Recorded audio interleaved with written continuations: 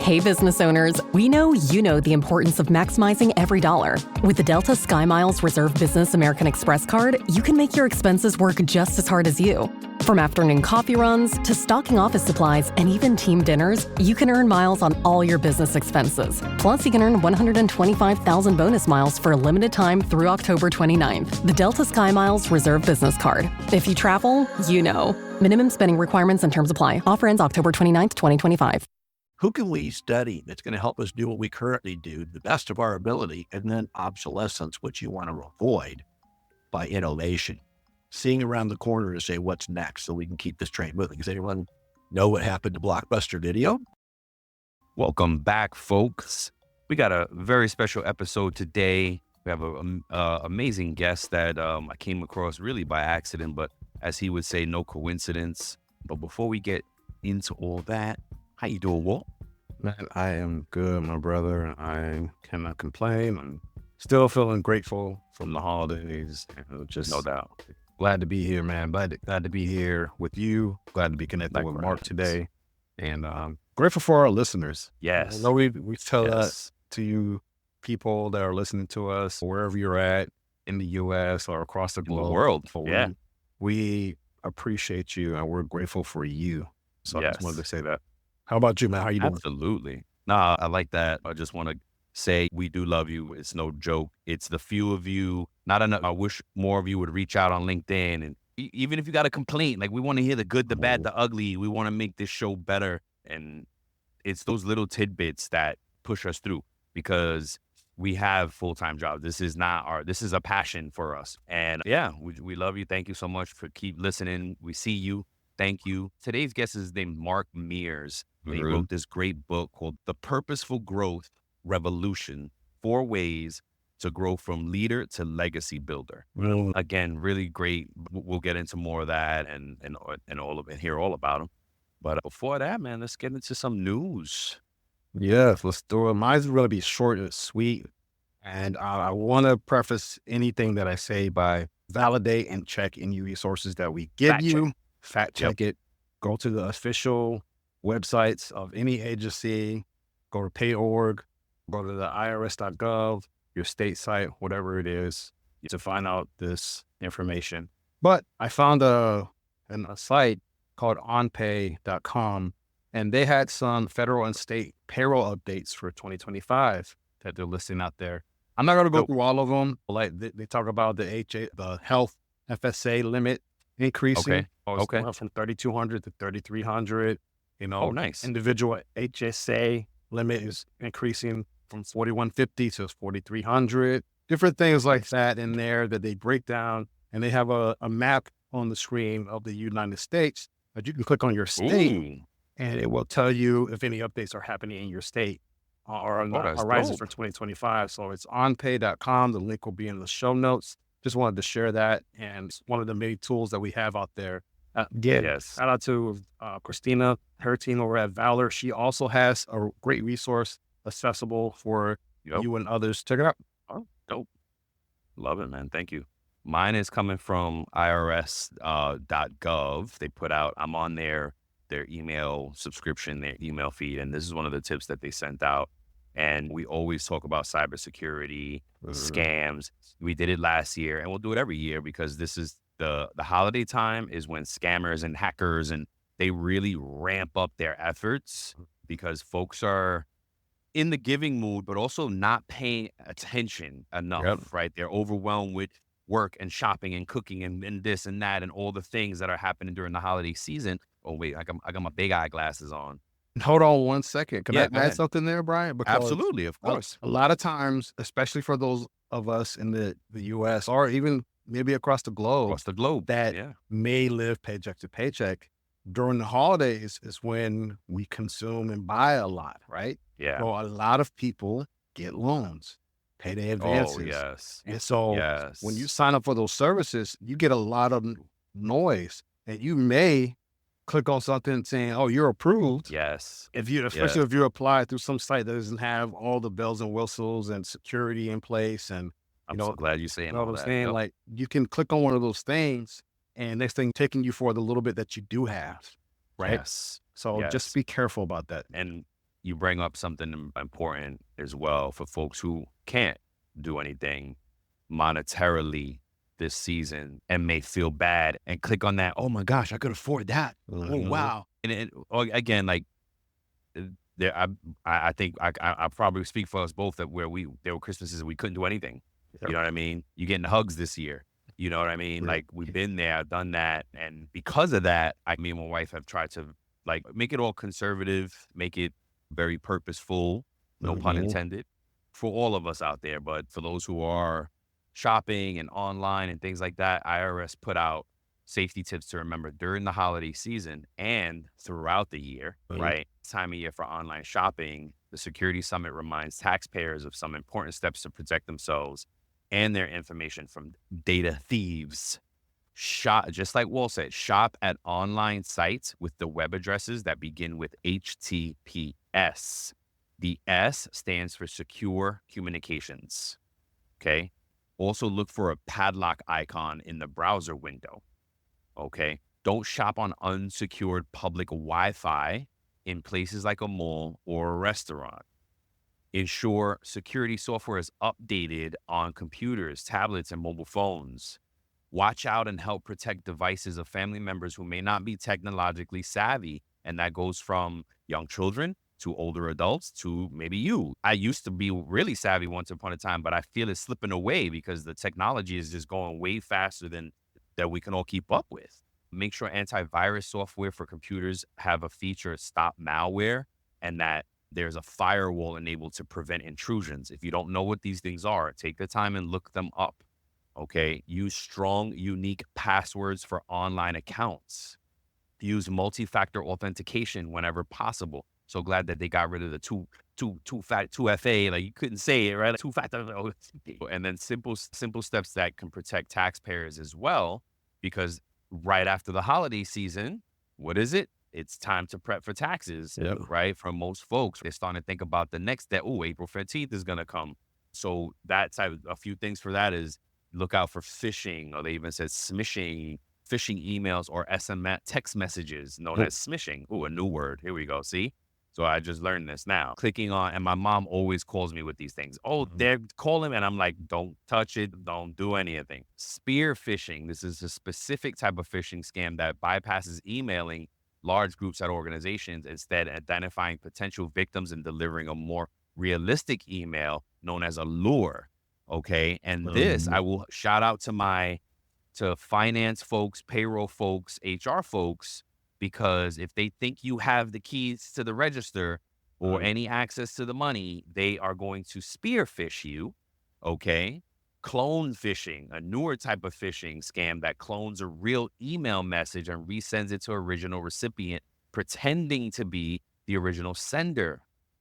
Folks, they're getting really sophisticated. And again, again, shout out to Splunk.com, SPLUNK. They have a free download manual book that goes into the top 50 methods that these hackers will take to do this.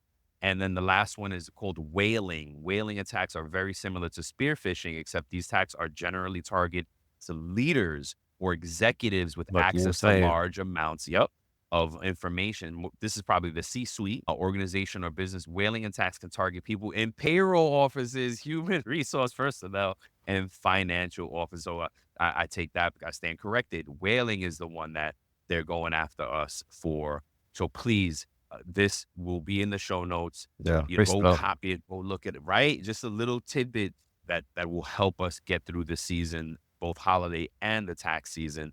And there are a bunch of helpful links here. If you feel like you've been a victim, there's links that you can go and report this and put it on the radar, because you want to give the authorities as much data as they can to try to figure out who's doing the attacks.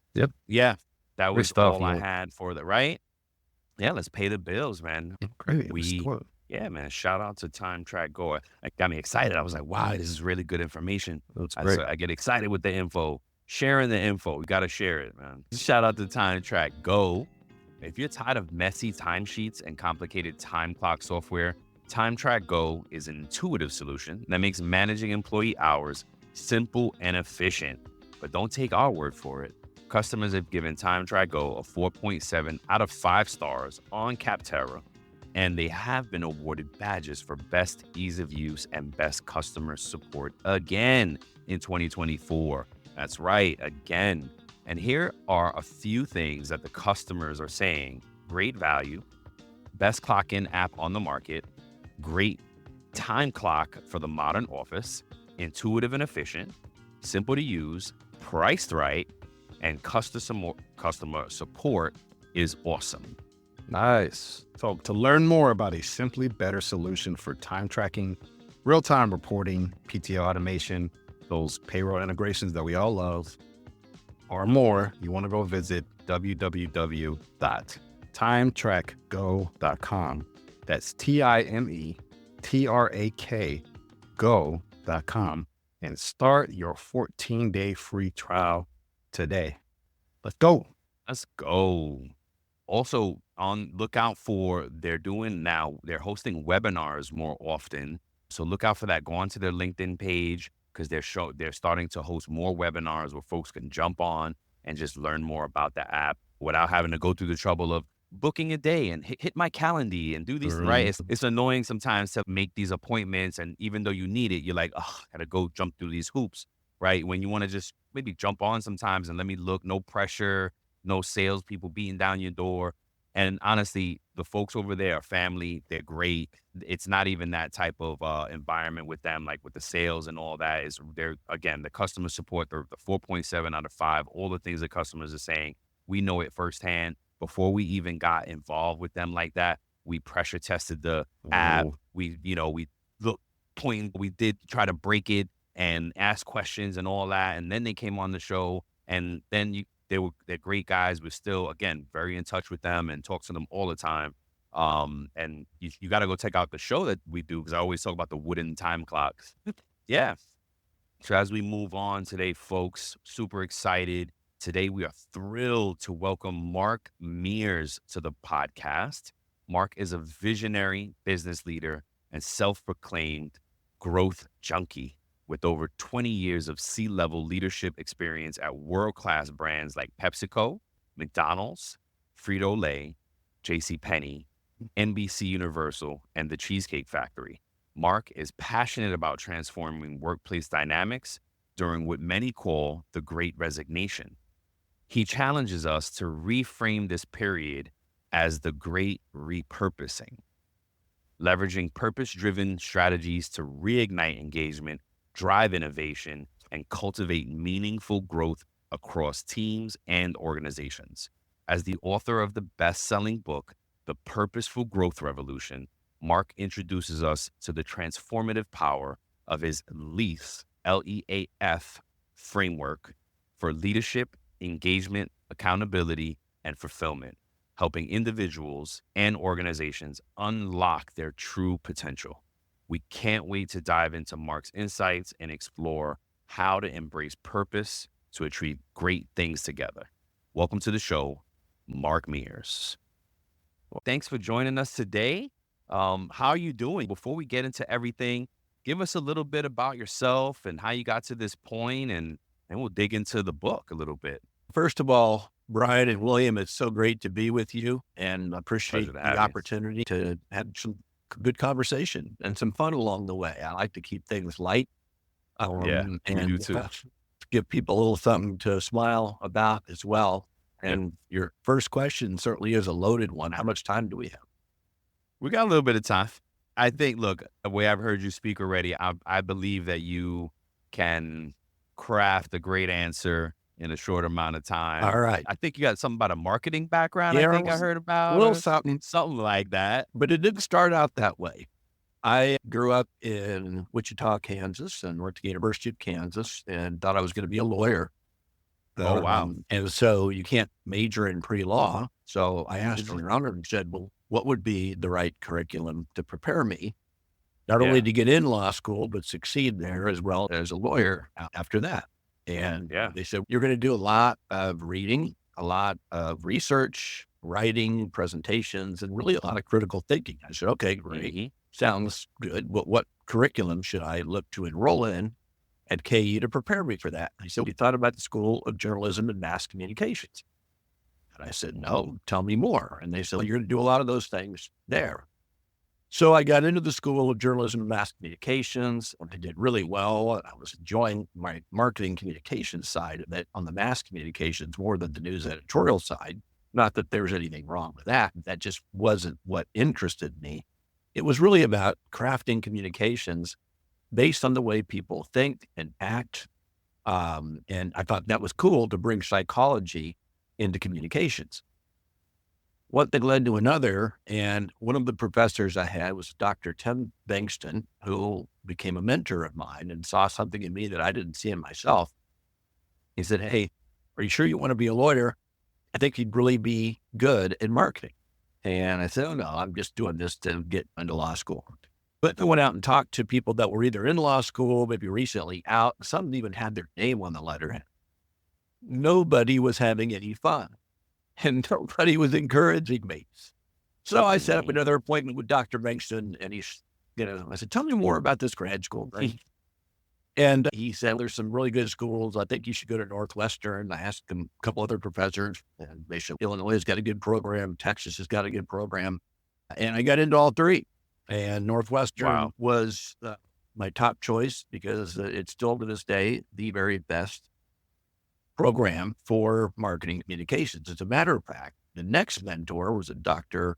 Don Schultz at Northwestern, who came up with the concept of integrated marketing communications, which is now shortened to IMC. And there's programs literally all over the world that have IMC programs.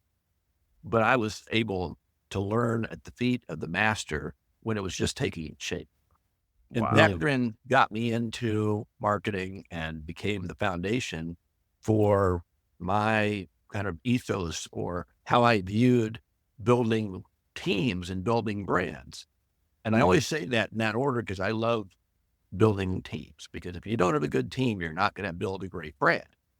And Dr. Schultz's vision for integrated marketing communications wasn't just looking externally at what the guest or customer sees or client sees if you're B2B. It was the internal brand. Because again, if you don't have a strong internal brand, the rest of it could be a bunch of empty promises that now marketing is making and operations and trading have to go keep. But if you're aligned with the brand on all of its levels, now I'll say there are 4 brands. There's your personal brand, which answers the question, who am I? Every one of us has a personal brand.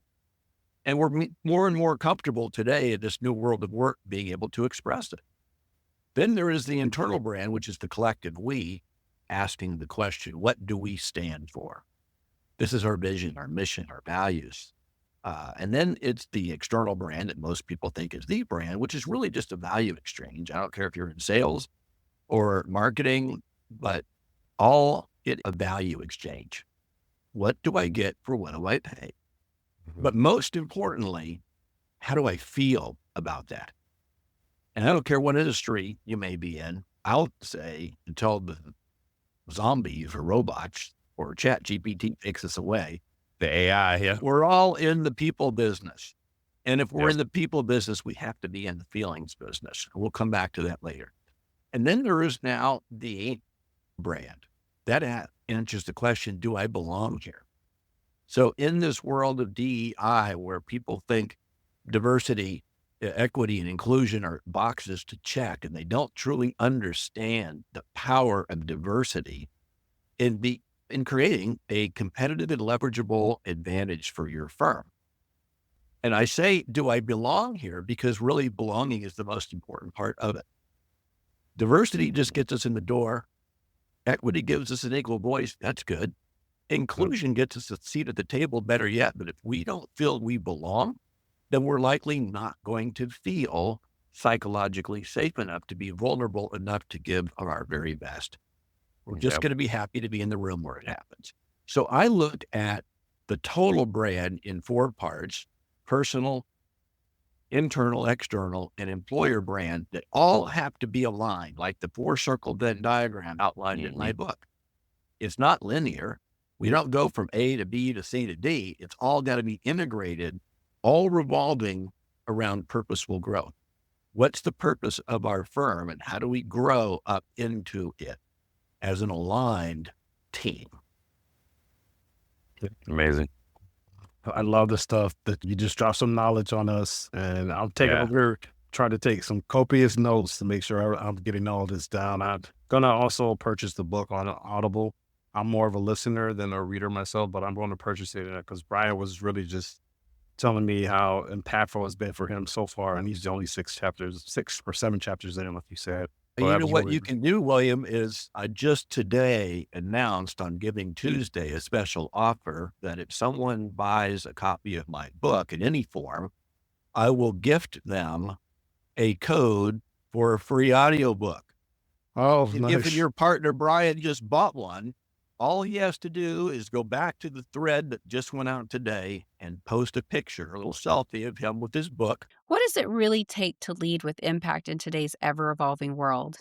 Welcome to Inside the C-Suite, the podcast where influence, energy, innovation, and empathy converge. Hi, I'm Christy Honeycutt, your host. Join me as I sit down with the boldest voices in leadership, visionaries who are not just making decisions, but making a difference. In every episode, we explore the heart of leadership. How do high-performing leaders harness their energy? How do they lead with empathy without losing their edge?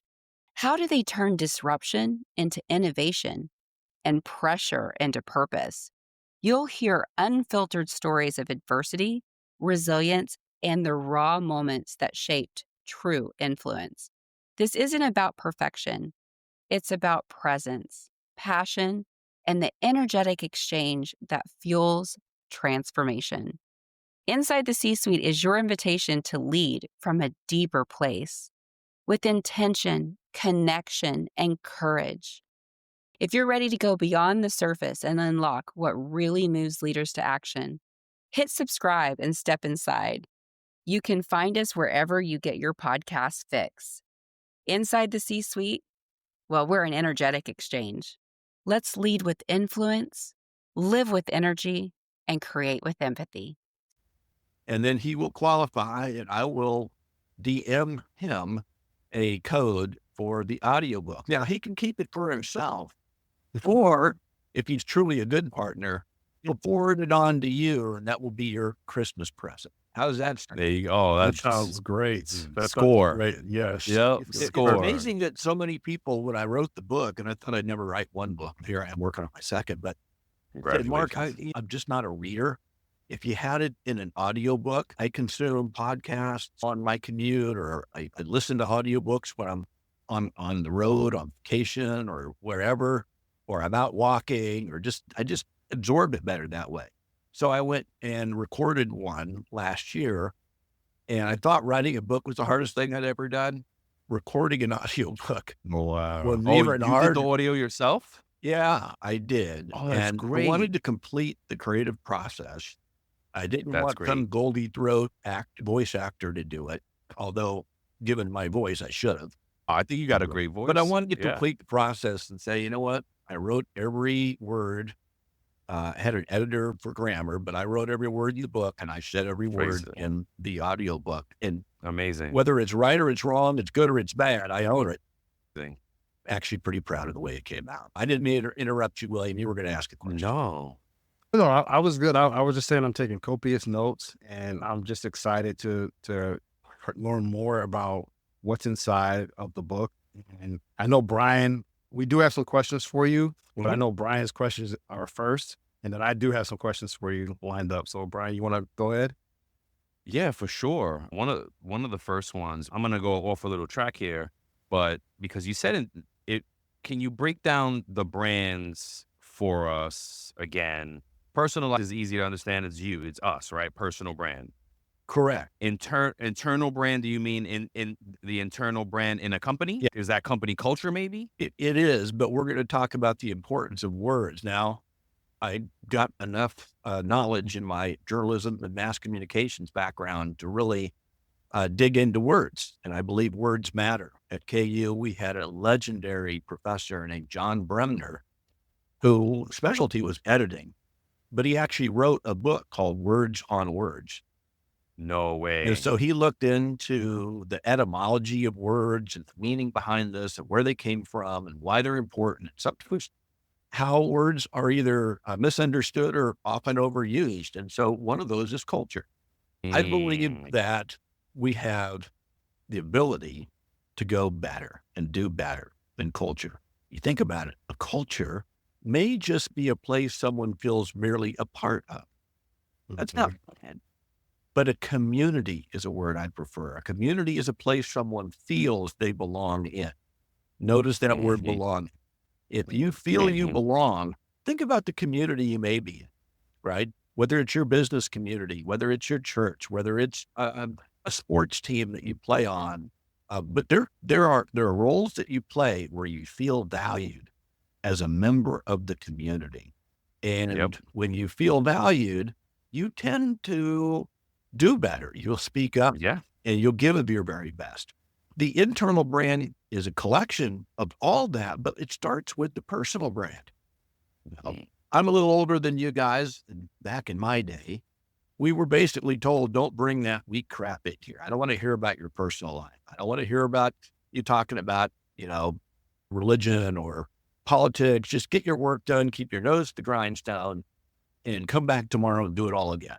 Almost in that tone and words, exact words. I'm just those saying. Words. I think, and younger people have gotten more free to be who they are.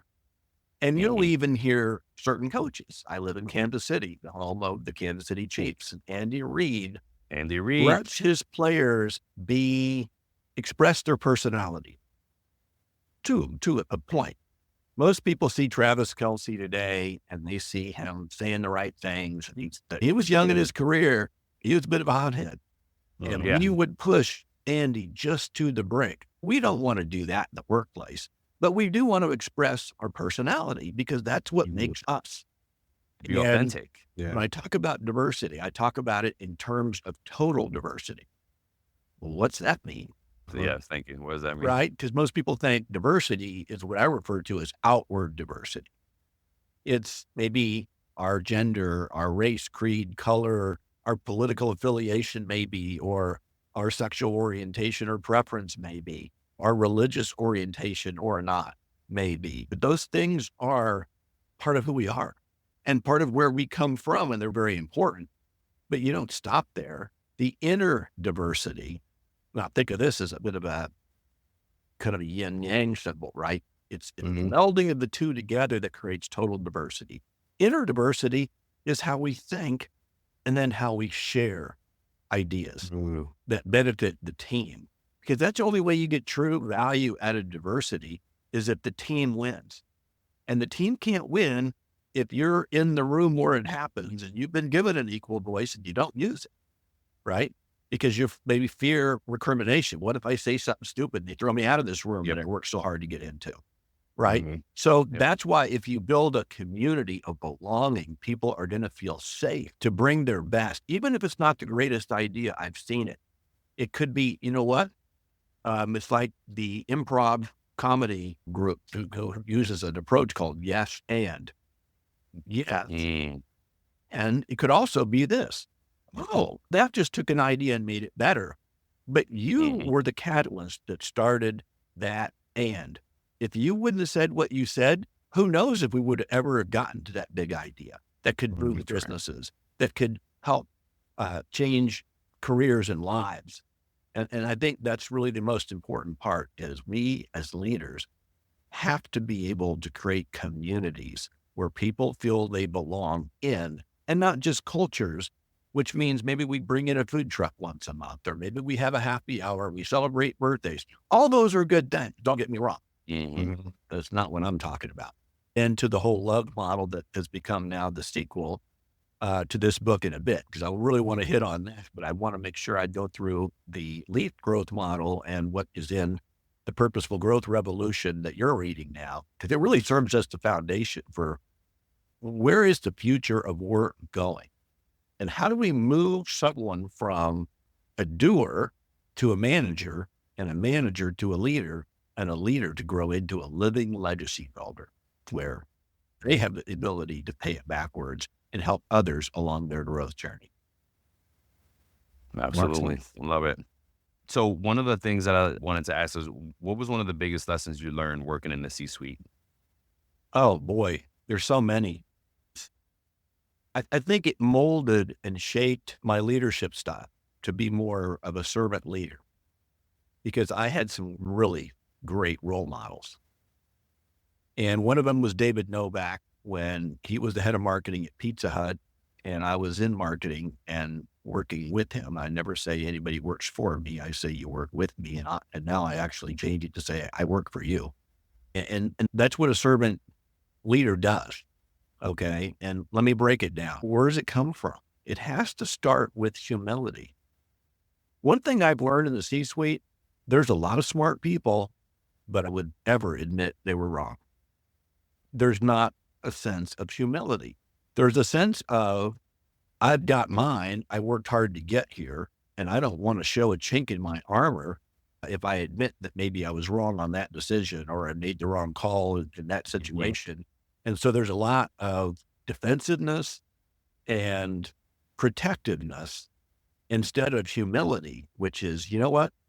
I don't know it all, and asking good questions. And I didn't start off this way. I learned. I had some caring mentors say, Mark, you need to ask more questions. You don't have to be the smartest guy in the room. As a matter of fact, you're probably not.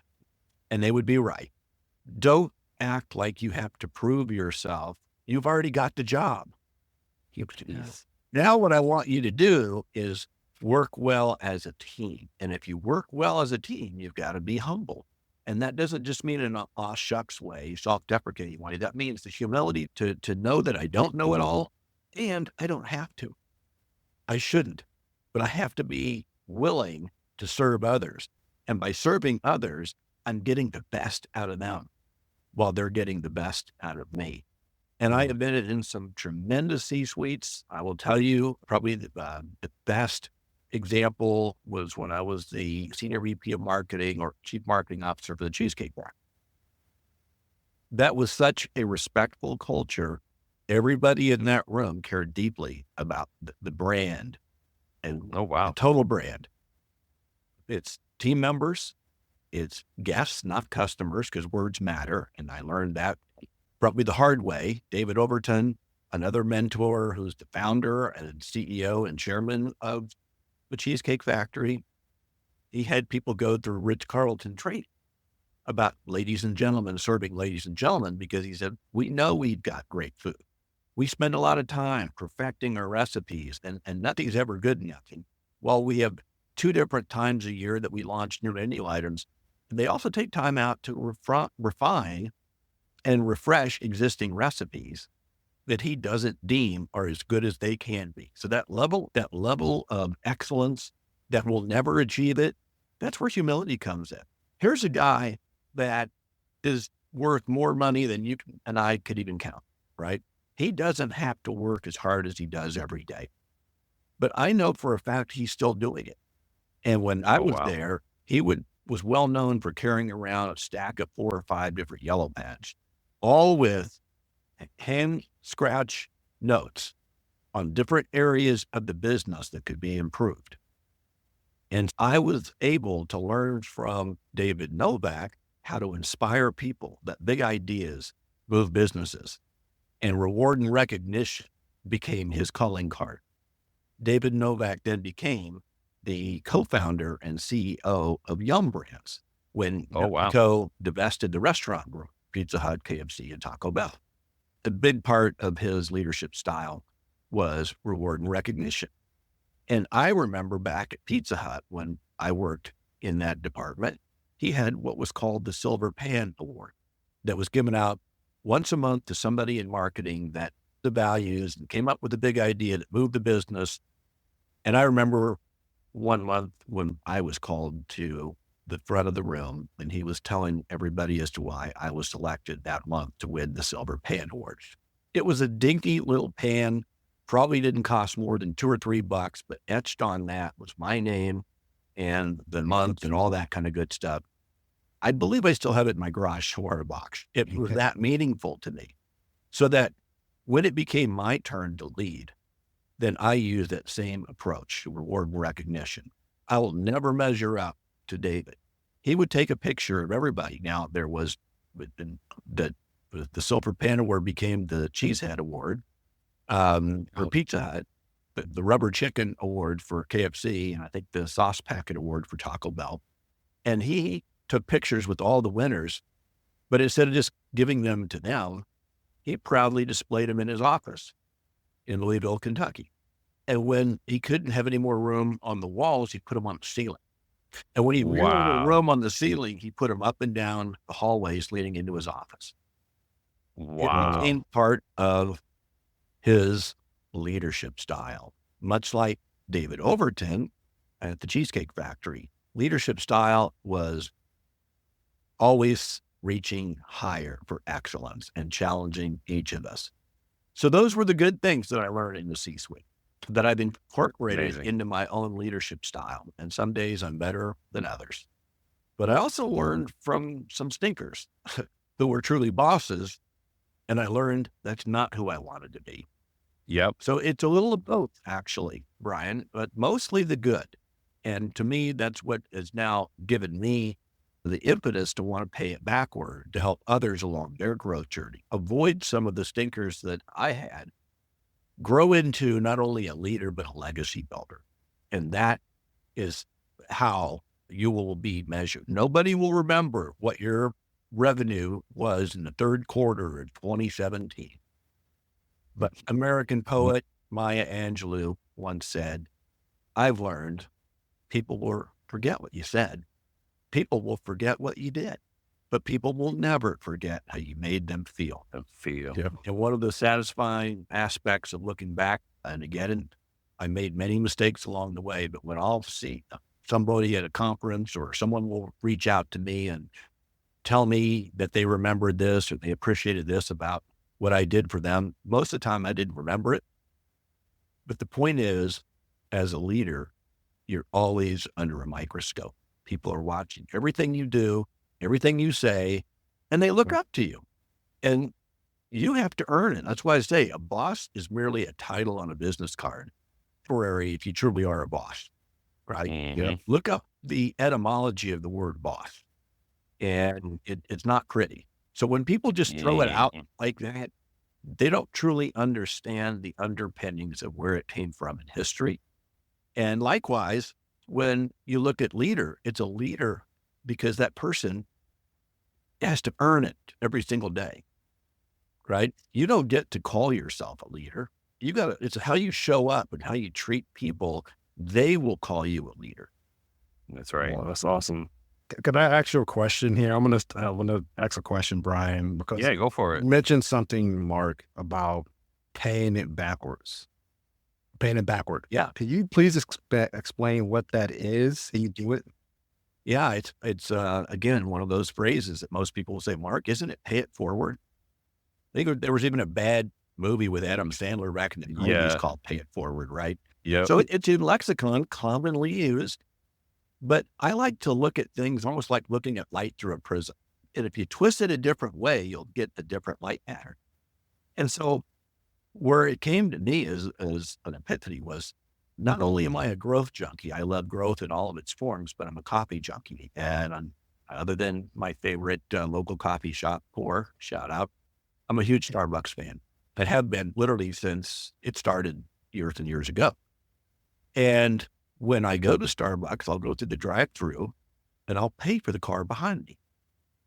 When I get up to the window and I'll ask them, can I pay for the car? And they'll say, oh, that's so nice of you. And I said, just do me a favor and tell them, God bless you, your debt has been paid. And then I'll drive away and I'll say a silent prayer for them. I don't know them. I don't know what they're going through that day. They don't know me, but I got to believe that in that moment, they feel valued. They feel seen and that they matter to somebody who they'll never meet, right? Mm-hmm. And there is something called the law of reciprocity. And it says basically, if someone does something nice for you, you feel a deep-seated urge to do something nice for someone else, and oftentimes in greater measure. So now imagine the people in that car talking about what just happened the barista in the window talking about what just happened. And I've heard that it often is a catalytic event that starts a chain reaction. So it's not just me paying it backward, because I can't physically pay for the car in front of me. They've already gone. So I can't pay it forward, but I can pay it backward. And that creates this ripple effect, that law of reciprocity. And I'm told that it happens where the car behind me, who I was generous to, decided they would do likewise, they would do likewise, and they would do likewise. So it really is paying it backward when you stop and think about it, and don't just take words or phrases on face value the way a lot of people do. Wow. All right. Amen to that. Yep. I love it. So tell us about the book, Leaf. What does Leaf mean? What does a leaf have to do with Purposeful Growth Revolution in the business world? It seems, at a glance, it seems like a business book. It's both. It's designed to create an intersection between personal and professional growth that inspires individuals, teams, and organizations to find purpose in fulfilling their true growth potential, and in doing so, help make the world a little better, right? And it fits my purpose statement that I wrote, I don't know how many years ago, that says, I don't want to just make money and retire. I want to make a difference and inspire. And that means making a difference in the lives of others, inspiring them to want to do likewise. And while I believe I always had that ethos, it really hit home on February 21st, 2013. At the time, I was the president of about a $500 million casual dining restaurant concept that was owned by a food company that had its own restaurant company, its own food products group, and was publicly traded. And I was recruited from the Cheesecake Factory to come and become president and chief concept officer with 3 key goals. Turn the brand around. It's double-digit negative in sales. Research and put out there a refreshed, contemporary brand positioning that we can rally around, and create a concept extension that could earn the right to grow through capital. We're a publicly traded company. We've got money to spend, but we need to be able to spend it behind the winning horse, right? Right. So I'm a competitive son of a gun, and I decide, I never would have left the Cheesecake Factory otherwise, but here was a chance for the top job. Here was a chance to lead a turnaround. Here was a chance to build a team and create a vision and use all of the skills and abilities and talents and experiences I've gained to this point and get us across the finish line. And I believed at the time in something called the rule of threes, which says essentially if you focus on 3 things, you're going to have better results. My 3 things were leadership, engagement, and accountability. And I would use them as a mantra, literally, with every communication. I'd say, William's doing a wonderful job of leadership. Look what his team is accomplishing. Or Brian is engaging his team on a deeper level, and look what they're doing.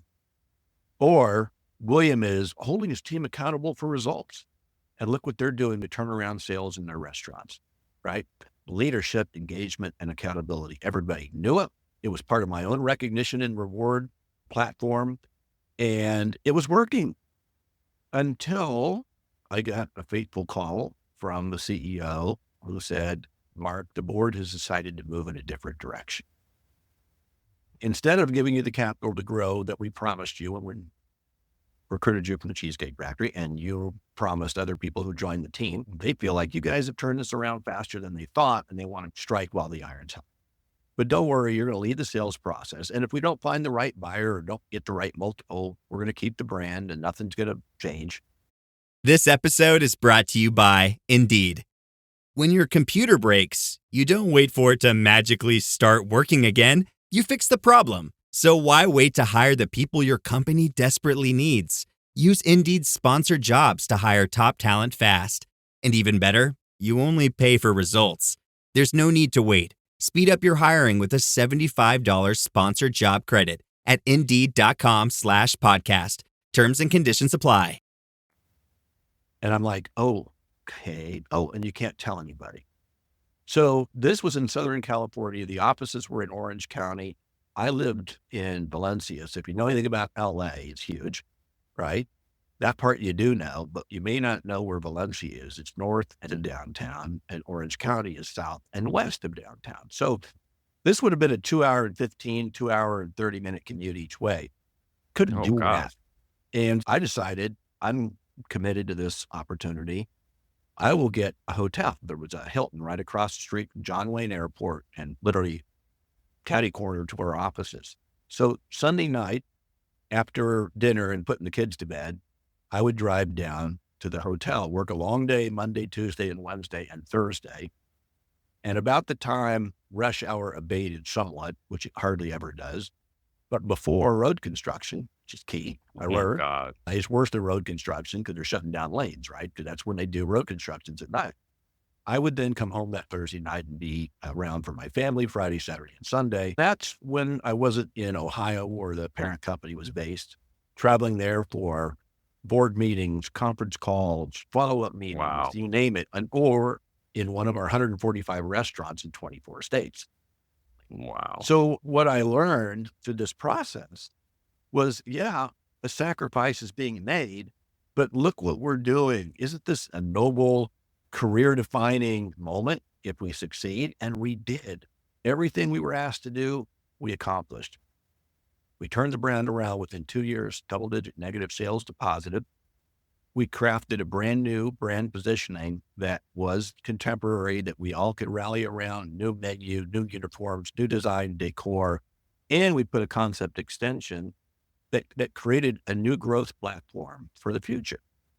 And so we found a buyer, and instead of it being a private equity firm, which God forbid, we know what happens when they get involved, we found a strategic play, someone that we thought would be our perfect parent, the rightful owner of this concept, and that would take it and fulfill the promises that were made from the prior parent.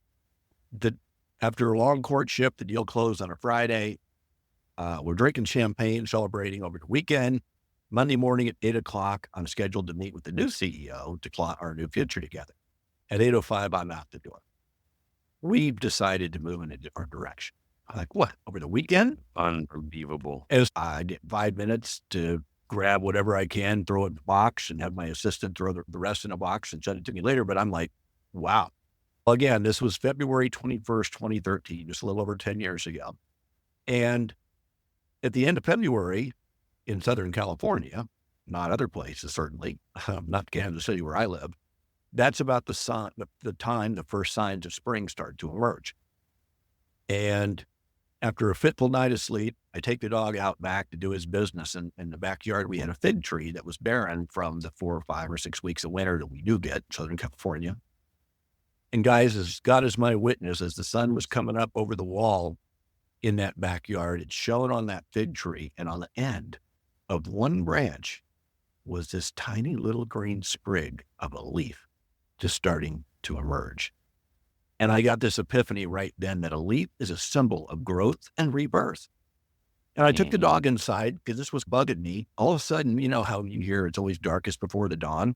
That happened for me. You have no idea what that day and night was for someone who had put himself, as well as his whole team, who also got let go within 2 weeks, through a ringer to, again, accomplish this noble goal that we all could be proud of together. Yep. And I got to thinking something's missing with the rule of threes. But we need leadership. We need engagement. We need accountability. But what's missing? For me, it hit me like a ton of bricks. Fulfillment. And I wrote it down. But we weren't very fulfilled. We were chasing numbers for the sake of numbers. We were all sacrificed. At the end of the day, the rug got pulled out from underneath us. We didn't get the spoils of victory. And as I wrote it down, I then said, oh my gosh, a leaf is not only a symbol of growth and rebirth, it's a metaphor which stands for leadership, engagement, accountability, and fulfillment. And I drew this 4-circle Venn diagram, thinking about that fig tree in my backyard, that its purpose is to grow fig leaves.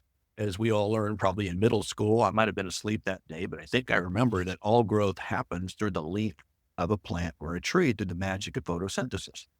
right? Mm-hmm. And then as I was thinking about that not only does that fig tree only know how to be a fig tree, it can't be a maple, it can't be an oak. Its purpose is to be a fig tree to not only grow fig leaves to help it grow sturdy and strong, but also to bear fig fruit. And not only is fig fruit sustenance for people, I love me some fig jam, animals, if you cut it open, you'll see there are seeds inside that can be scattered for future growth. That is when I got this whole idea of the purposeful growth revolution, as the word revolution has three definitions: an uprising of the people, a dramatic change in the status quo, and an object encircling another. And I got this idea. I started working on a treatment on my computer and started talking to different people. So all of a sudden, I got this sense of adrenaline. And I got to thinking, instead of the rule of threes, isn't there something different out there that I could latch onto? And there is. It's called the higher power, fours. When you think Wow. about it, there's 4 seasons, not 3. Mm-hmm. We wish there were winter, but if we didn't have winter, we wouldn't have spring. You have to have all 4 seasons. There are 4 directions, not 3. There are 4 chambers to the human heart, not 3. There are 4 elements to an atom, the source of all life, not 3. And I could go on and on with this foreplay, but you get the idea. As you probably have read, You got a whole it's list all in the book. of Yep. them. That's right. And actually, my Right. editor made me cut a couple of other pages. And so the higher power of fours got me to this model of the 4 circle Venn diagram. And I'm not going to say it's the model, the be all end all for everything, but it fits a lot of things. And as different aspects of leadership has 4 subcomponents. Leadership represents the seed and root of that brand or that tree. And that leads to alignment. And there are 4 C's. There's clarity, there's connection, there's communication, and there's commitment that goes through that leadership element that's connected to engagement, engaging one's heart, head, hands, and habits. And the engaging aspect of the tree is its trunk, branches, and system of nourishment, which I learned is called savia, that in Spanish translates to English as lifeblood. Well, what's the lifeblood of any organization? It's people. The engagement leads to empowerment, and we know that empowered teams are more profitable teams. That then leads to accountability. Well, again, that fig tree's accountability is the leaf and it's the fruit. Like in an organization, it's about your achievement. Like, how do we measure what matters most? So outcomes or obstacles. What happens when we're off plan or something major happens? Well, I don't know, COVID, or outliers. Who can we study that's going to help us do what we currently do, the best of our ability, and then obsolescence, which you want to avoid by innovation, seeing around the corner to say what's next so we can keep this train moving. Does anyone know what happened to Blockbuster Video? Oh, BlackBerry, even Kodak. Innovate or These were die. high flyers, Circuit City, that were leaders in their category, but didn't innovate and died, right? Yep. So then it leads to fulfillment. This is the delicate, nurturing ecosystem, the soil, the sun, the rain that allows photosynthesis to occur to get the full value out of that plant or that person if they're in a community, right? And that's all about environment. So it's the people, it's the place, the processes, and the performance that ties it all together. And so now you've got this leaf growth model. And then the goal is always to scatter your seeds to help others along their growth journey. And so why I say it's about inspiring individuals, teams, and organizations to find purpose in fulfilling their true growth potential. I could stop there, but I say, and by doing so, make a positive, lasting difference in the world. And I say that because all of this, the stuff going on in the world, governments have proven ineffective at getting after and solving these. Religious organizations and nonprofits can only do so much, but businesses actually have the resources and the wherewithal to make changes that are necessary to sustain our planet and our way of life long into the future. So we don't become obsolete, right? Which is why I'm proud to be a member of the Senior Leader Network of Conscious Capitalism Incorporated, which is a global organization whose mission is very much aligned with mine, and that's elevating humanity through business. And that's what I talk about throughout the book. Is it's not just about profit, it's purpose and profit. And a purpose leads to profit. And so many don't see it that way. They just see it's a bottom line business. We don't have time for that, namby-pamby, feel loving, tree hugging, very candy mark. And we're a bottom line business. We're publicly traded. We got investors. Yeah, I know. I've had P&L responsibility, but I'll tell you, when you align behind a powerful, common, shared purpose, all of a sudden, let's look at our 4 stakeholders, our team members. They're going to want to come work for us. They're going to want to give more discretionary effort. They're going to want to be more engaged. They're not going to want to quietly quit. They're going to have a stake in the outcome, and they're going to feel a sense of empowerment, right? Our guests or customers or clients, if you're on B2B, they're attracted to companies that want to give back in the community, that have better quality products, that are more sustainable, that allow them to feel good about the purchase. Remember how I said external brand and marketing and sales is really all about a value exchange? What do I get for what do I pay? But it's most important, what do I feel like as a result of that? How do I feel? People will pay more for, they'll buy more for a product or service they feel is aligned with their values, right? Your business partners, I didn't say just shareholders or investors, but your business partners are anyone in your business ecosystem. That could be manufacturing partners, supplier partners, distributor partners, agency partners. Notice I say the word partners a lot because I have worked with companies that supported our brands, and we wouldn't be where we were without them. And by sharing our vision with them and making them feel like they're an owner with us, we're going to get their best work. And oftentimes these companies have greater resources than we could afford on our own. And they have their own research labs, or in the restaurant world, their own test kitchens or research they could get a hold of to give to us. And then our communities, giving back in our communities, it makes everybody feel better. And that's the idea behind the book. I love it. Wow. Yep. And for the listeners, I could absolutely attest that it is as good as he frames it. The book is great. It's an easy read. It doesn't seem like it should be so easy, but it's a really easy read. But you do cover complex topics that are hard pull. Like it has, like you said, it has a little bit of everything in there. And again, great job. And I can't wait to finish it. I really appreciate that, Brian. And when you put yourself out there, and you mentioned mindset, I have a whole chapter devoted to get the FUD out. There's fear, uncertainty, doubt, and delay. Wow. If you don't think I had fear, I've never written a book before. What if I fail? What if it's not any good? What if it tarnishes the reputation I've worked so hard to build in the industry? The uncertainty, am I willing to risk an unsatisfying status quo? Even though a comfortable C-level experience, to give that up for something I feel called for. Remember, this idea came to me February of 2013. It chased me for a lot of years because I wasn't certain that it takes to go from corporate America team guy to solopreneur with actually 3 employees, me, myself, and I. And oftentimes we don't get along, so I'm not sure how well that works out. That was great. It's a leap of faith. And then you have the doubts that creep in, and wet cement, they start to harden if you give them power. Nobody knows who I am. I'm not some rock star CEO that's on the cover of magazines and featured on Fox News or Business or whatever, right? And then it leads to delay, right? Yeah. And you just put it off and say, I think this is good, but I don't know if it's great. And I should be doing this. I should. And you should all over yourself. Wow. Yep. But finally I realized in going through this final leg of the journey that I had the antidote, and I knew it all along. And the antidote to FUD is that faith is greater than fear. Not the faith in a higher power, but the faith in you, the faith in your idea.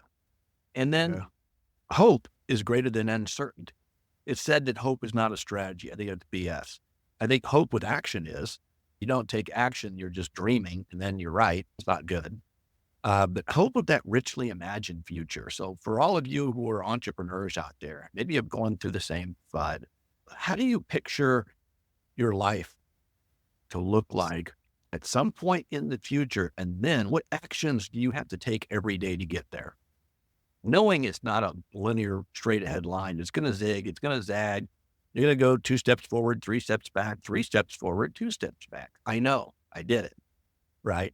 But then now you're building up a belief system. I can do this.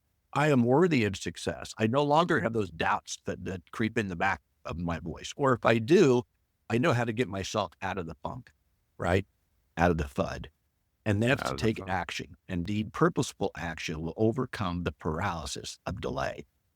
And I know when I was going through times, it was like, Mark, when you feel like you're walking through hell, keep walking, moving forward. And all of a sudden, you'll accomplish something maybe small, and then something a little bigger. And then all of a sudden, the weight is layer by layer. It's taken off your shoulders and you feel lighter. And so that's something I just want to make sure that I express to your viewers and listeners is get the FUD out, but know there's an antidote, right? It's not just about buck up, not just about, I'm going to go listen to some self-help, this and that, and get myself a little sugar, a little candy that's going to give me a boost of adrenaline for the moment. But really take time out to know that faith overcomes fear. Hope overcomes uncertainty. Belief overcomes self-doubts that are self-limiting. And action, indeed, purposeful action, will help you overcome the paralysis of whatever delay is making you put off that richly imagined future that you have for yourself and your family and those you love. Mark, you have me a little over here because I told you. All that stuff you're saying is striking a chord with me because Brian and I talk about that amongst ourselves, even with our podcasts. And that is amazing to hear. I can't wait to dig in and listen to the audiobook. Man, this is truly amazing. I'm so honored to have you here. You've created a model for bringing the human back into human relations. Yeah. Based on love. Yeah. LV. Can you tell us more about that and how it can be incorporated at all levels? I'm glad you brought that up because it's really where I'm going next with this whole purposeful growth revolution is I've seen toxic work environments, right? I've seen the great resignation where research that blew me away came from the Sloan School of Management at MIT when they researched 34 million people who left the workforce during COVID globally. Asked a question, simple question, why? The number one most given answer by 10 times greater than the second most given answer. COVID gave us all a bit of a timeout to reflect deeply on not only what, but who matters most in our lives.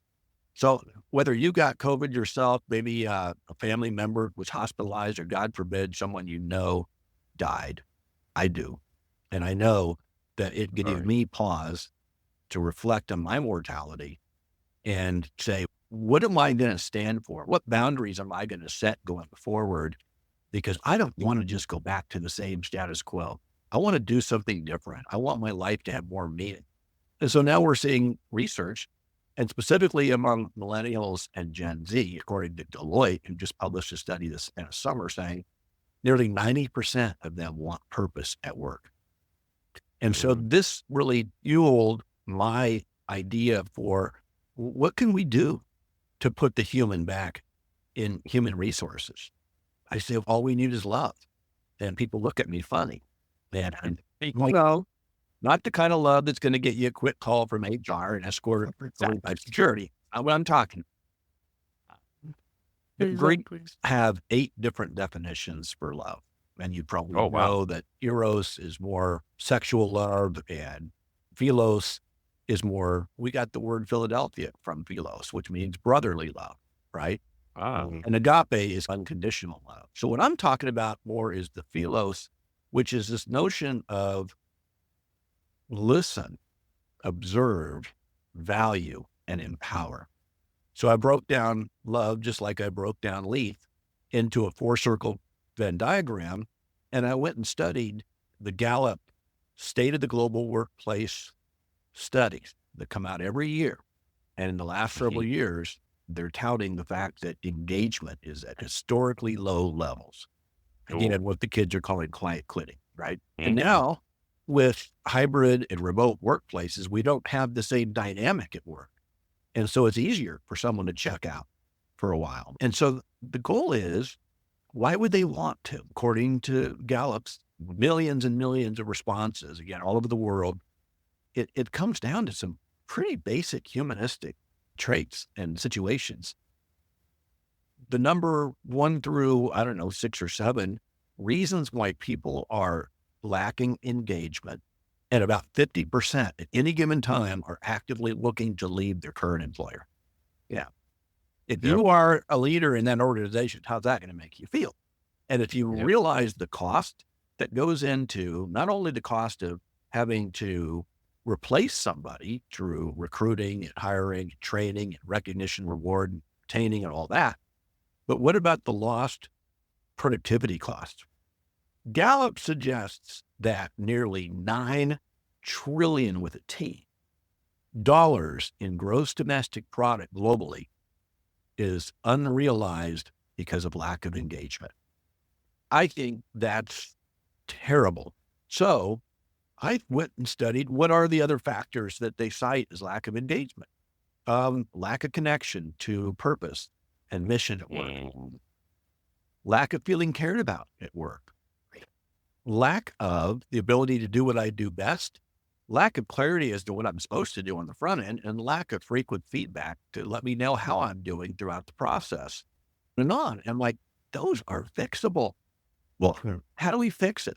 Because some of us of a certain age grew up in a command and control management style, yet we know younger people that dog don't hunt anymore.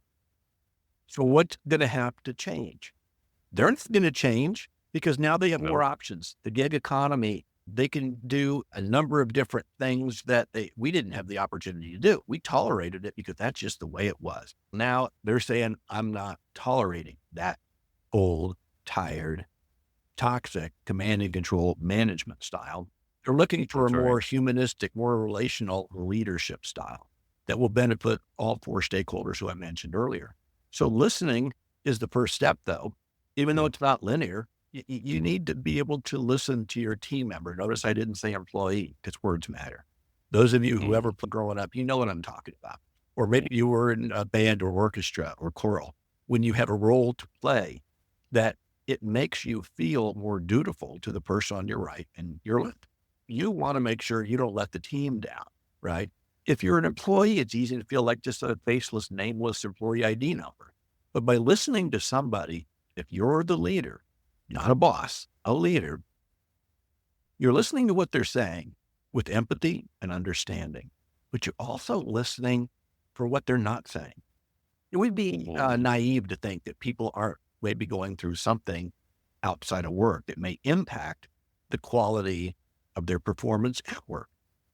And so if you're a leader, what you're trying to do is build trust, because right off the bat, someone's going to say, I don't think I can tell Mark that I'm caring for my elderly mom and it's taking me away from work and it's causing me a lot of mental stress. And I have a sick kid who needs surgery and I just don't know how we're going to pay for it.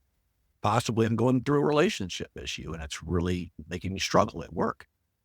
If you're creating that safe space of belonging in a community, you're listening to someone, you're hearing what they're saying and what they're not saying and asking questions by developing curiosity. It may be, William, I don't know. If there's anything I can do, please let me know. Or Brian, and you say, no, I don't think there really is, but you feel better now that you trusted me with what's going on in your life, because we're about building a relationship now. This isn't about a manager who it's transactional.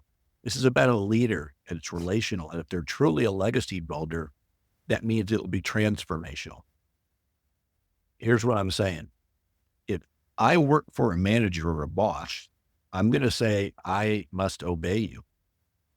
If I work for a leader, I'm going to say, I will follow you, because that's relational. So I go from transactional to relational, but transformational is when it's my turn to lead, I will lead like you.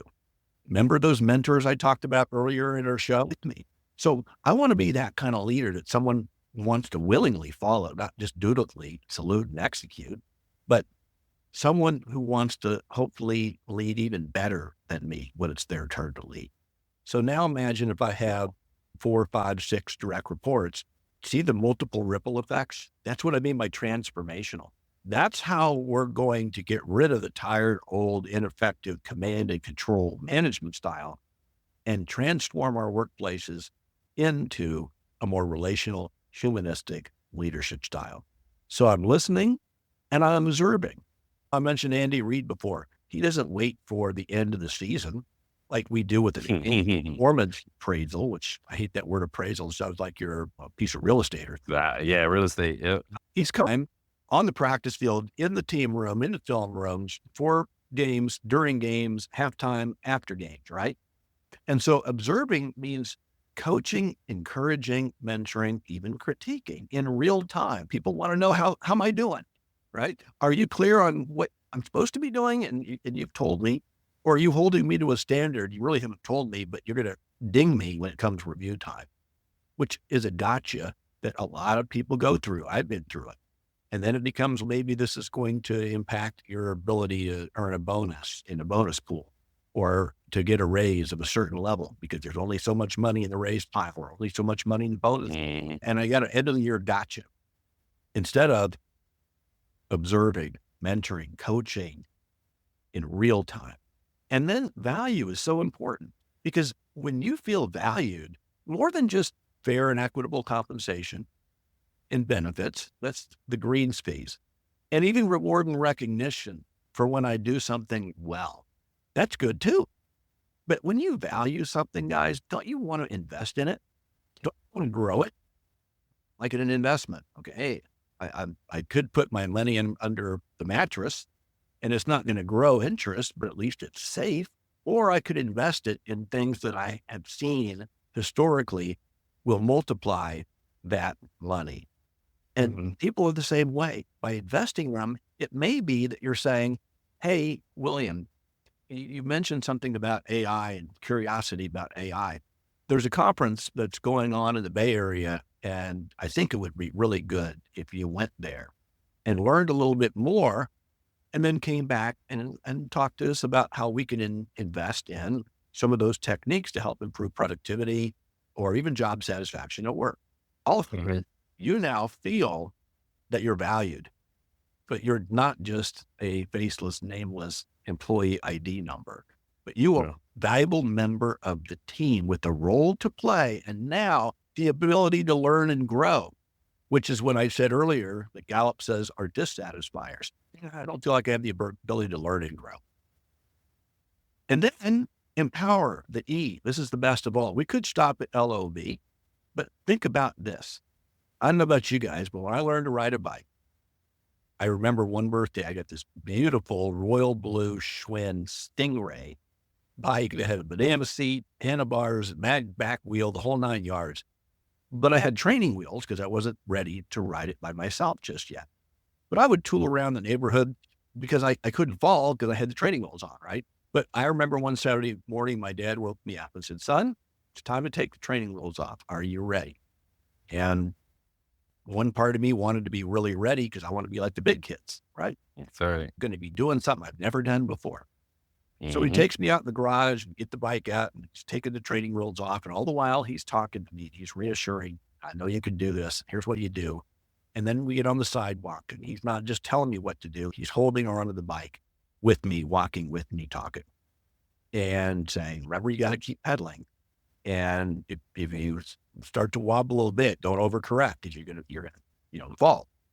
And of course, I stopped pedaling, and of course I wobbled and fell a few times. But I remember when he would push me and say, okay, I'm going to let you go now. And I'd say, okay, you've told me what to do.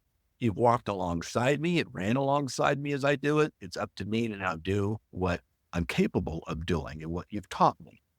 And I remember when I finally got it, I rode down to the end of the street. I was able to stop on my own, turn around, and come back. And I got to the edge of the driveway where my dad was standing. And I don't know whose grin was bigger, his or mine. That sense of freedom that I felt, not only did my neighborhood get bigger, my world got bigger. I lived on that bike that summer and subsequent summers. But it was all based on the importance of empowerment, of somebody helping me do what I'm capable of doing. But if they didn't give me the opportunity to learn and grow and fall down a few times and pick me back up and encourage me to keep going, I don't know what would happen. So now you're coming back from the Bay Area and that conference. I say to you, William. Hello, this is Michael Vandervoort from the Drive Through HR podcast, where we discuss ideas, trends, and activities that impact HR, talent, HR technology, and the workplace. Our focus is on expanding knowledge and igniting curiosity as we hear directly from people who are shaping the future of the HR industry. Join us. In the next couple of weeks, we have a team meeting.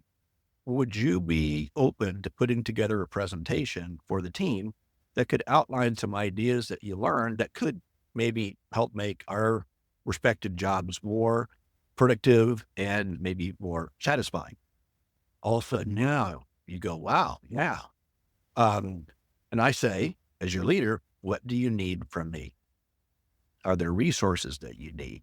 You take something off your plate. I'm working on 3 projects and there's one that it's almost across the finish line, but man, it'd be great if Bob or Sally could finish that up for me. That'd give me time to get work on this. Okay, done. What else? I'm going to need the room. I'm going to need the projector. I'm going to need all, okay, great. So now comes the big day and you present and all of a sudden your team members are looking at you going, wow. And they're giving you a standing ovation. How are you going to feel? That level of empowered feeling can last a lot longer than a spot bonus. Right. And we've seen, all studies are showing that, yes, we need to earn a fair, equitable living for sure. But incentivizing people just financially has never proven to work. Or if someone wants to leave saying, oh, I didn't know, you're a really valuable member of the team. What if we bumped your salary up 2% or whatever? They might stay for a little bit longer, but then they're probably going to bail and then you'll have lost that money. And it's never about the money. And anybody who tells you it is, it's not. It's about the value you feel as a member of a team that is listened to, observed, and valued, and empowered to be your very best. And to me, that's the new book I'm working on. It's a sequel to the Purposeful Growth Revolution in a way that really just builds off the foundation that has been laid with that bigger, broader tome that's maybe admittedly 100 miles wide, 10 feet deep. This one's going to go even deeper into this goal of putting the human back in human resources. And to do, all we need is love. All right. Amazing. It's a perfect place to end, Mark. And again, we can't thank you enough for joining us today. And we do have a game that we'd like to play with folks, our guests. It's called This or That. Just some random thing, just so folks could get to know you beyond the book and beyond these things. And we do have a debate that we want your input on. Me and Walter will, no pressure. No pressure. We'll get into it though. Walt, you want to do the first 3 and then I'll do the last? Sure. Yep. So number 1. So you can answer either one of these, or you can say neither, both, whatever. Okay. So college or pro sports? College. Okay. Wow. All right. Number 2. Do you prefer? College is becoming pro. Yeah, that's true. For a little bit longer, I'm going to hold on to this image of college athletics being pure and raw and do it for the team. But it's quickly becoming a business that I'm not sure we're going to recognize in a few years, but I'll stick with college for now. You're right about that. Yep. It's a good one. So do you prefer news on the television or NPR? I'm more of a digital person. I'll get my news. Every day I get a feed from the Wall Street Journal and I read that as part of my day and I try to find sources that I feel, coming from a journalism background, are as unbiased and professional and look at both sides as equally as humanly possible, even though we all know we all have inherent biases. But I try to get the news that New York Times, Wall Street Journal, Reuters, AP, that are tried and true and tested, that have no obvious political agenda. Awesome. Love it. And my last one for you is number 3, hiking or sailing. That's a tough one. I grew up as a swimmer, and half my life I played football and other sports, but swimming was something I did. It was 2 hours in the morning before school, 2 hours in the afternoon after school, and summer, same thing. So I spent a good part of my childhood in water. And for me, there is nothing better than being on a boat, sailing or, water skiing or jet skiing, or just being out with the spray of the water hitting your face and the wind and the sun. But I love a good hike too. That's tough. It's both. It's tough. Okay. As a both. Sounds like a both to me. Yep. Simon Sinek or Gary Vaynerchuk? Okay. I love me some Simon Sinek. And the whole Start With Why movement. And what we didn't get to earlier, I'm going to get to now real quickly. And you may have already come to it in the book. The whole Start With Why movement is great. It says people want to know why you do what you do. And they care about that more than they even care how you do it and even what you do. And I buy that to a point, but I really believe, especially if someone from a marketing background, that I believe in who.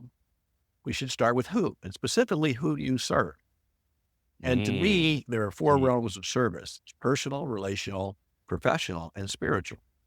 We're whole people, and we need to be able to be in service. We talked earlier about servant leadership. Once you're in service to those 4 realms, then that often leads you to your why, which is your purpose and your motivations, that leads you to your how, which I define as how you're uniquely gifted, and how you invest those gifts is what leads you to your, what are you doing with it all?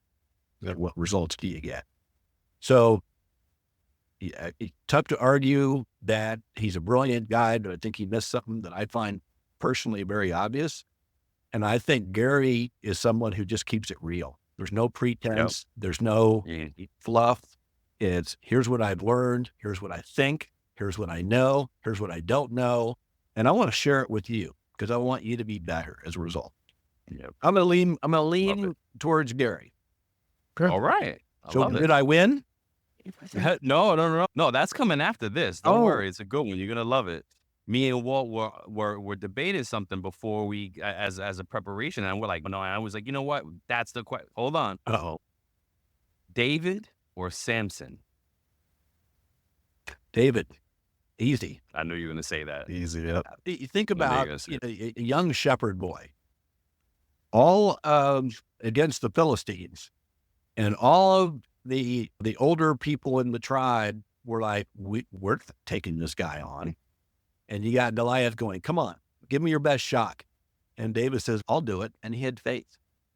And all he had was a dang slingshot, right? And sure enough, he got one right between the eyes and he slew Goliath. But he did it based on using his training, being fearless, but being faithful, and then ultimately conquering and achieving something that no one thought was possible at a young age. And plus Samson allowed himself to get his hair cut and then lost his. He had it. Yes. David was without fault either. He blew it too. But best everyday David, King David, I'm going to take it for Solomon. Sorry. Amazing. I love it. The last one is corporate or, like you put it, solopreneur.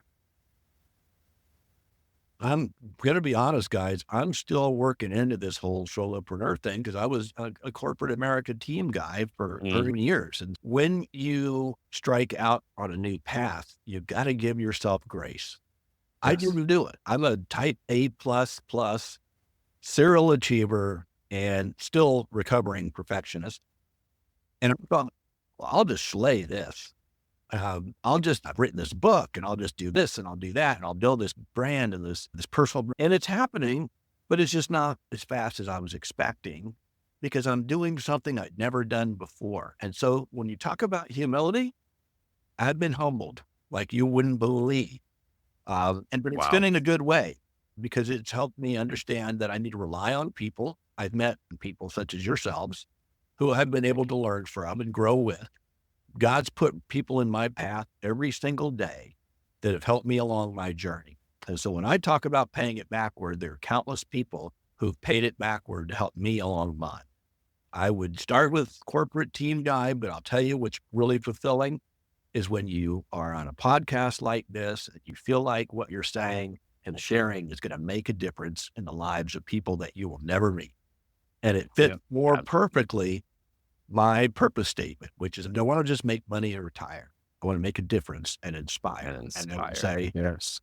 I'll share that with anybody. It doesn't have to be just mine. But if you have that mindset, you will be profitable in all ways, not just financially, but the way you look at yourself, the legacy that you leave, and the seeds you sow into others and help them along their growth journey. And it's a path that I'm on and I feel good about.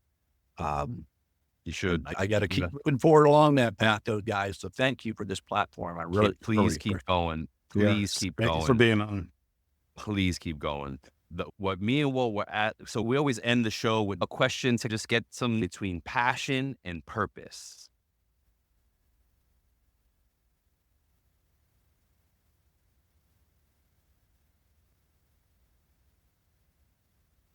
But we came down to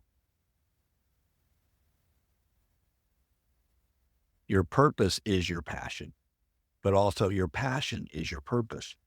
So I believe they're inextricably linked. You can't have a purpose and not be passionate about it.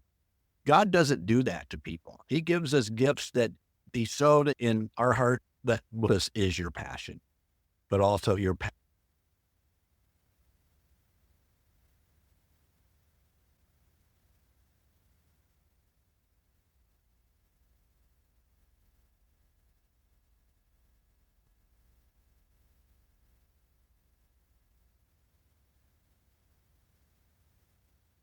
Got to be both. One fuels the other. If I'm passionate, it'll lead me to a purpose to find an outlet that makes my passion mean something, right? I could be passionate about golf, and I am, but I'm a professional golfer, right? But if I have a purpose, then I can make it a passion, and I could look at that prism and twist it a bit differently and see that I'm made for more than just myself. Okay. Walt, do you remember how you had it phrased before this? Yeah. So the original question was more tailored to say, should we as payroll professionals or corporate employees or people in general focus more on our passion or our purpose? And it's like, I think you answered that already because the two are intertwined for you. So that's where Brian and I got into the debate, because Brian was like, well, he said, before I read Mark's book, I would have agreed with you, but now I think I'm leaning towards what Mark is saying in his book. I want to directly address your listeners and viewers and those who work in payroll, because we really haven't done, and I want to make sure I don't leave before I say, you have the most important job in the company. And I say that not to pat you on the head and pay lip service to it. I truly believe it. And again, as someone who's had full P&L responsibility, if people don't get paid, work doesn't get done. And we are able to keep our promises to all of our stakeholders, our team members, our customers, guests, or clients, depending on your industry, our business partners, and our communities. Try looking at it the other way. You ever see when there's a glitch, maybe sometimes in the software or the banking, and someone misses payroll? Oh, yeah. Well, now all of a sudden you see how important you are, right? Oh, yeah. So my point is, I see you and I feel you and I appreciate you. And all the stuff we're talking about today, you might say, well, I'm not sure that's directly applicable to my day-to-day job. I believe it is. Definitely is. It's how you work at it. And people say, I just don't know. I feel like I'm not really living into my purpose, or I'm not passionate about this. Another industry, I had a conversation with a young lady, and I've read your book. I love all this. I'm trying to get my team to understand that what they do matters. And she works for a large global business services firm.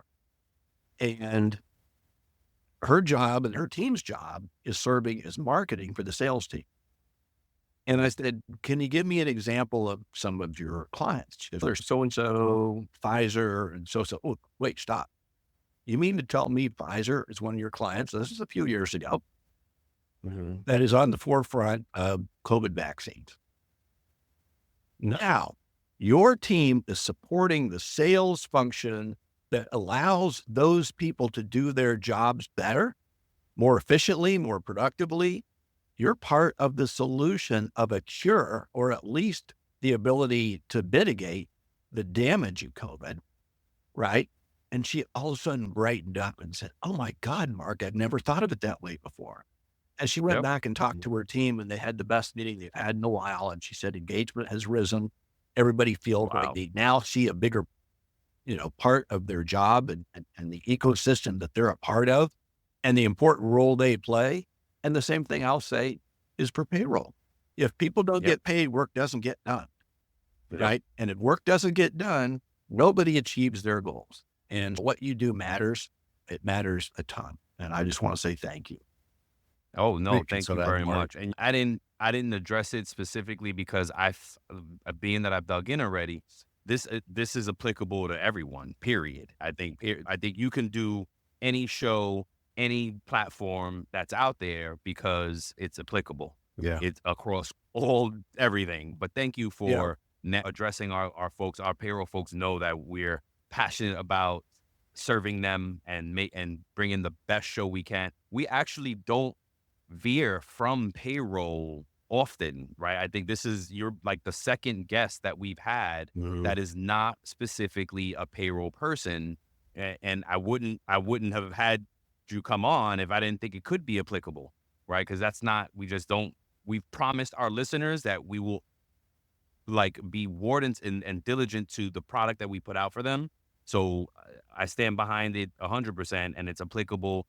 We talked a little bit about it, Mark, and I think I'm in the winter of a winter, not the winter, right? Because it can be a winter of my life, and I'm happy to have seen that and had that clarification. I know that Walt now Walt understands why I was so impacted, why I told him he was gonna love this. By the way, his full name is Walter William Duncan III. That's why Walter William is interchangeable. Yeah, I was wondering. I thought everybody does. I know. Like, did I? He's trying to rebrand as William, and I just keep pulling him back to Walter.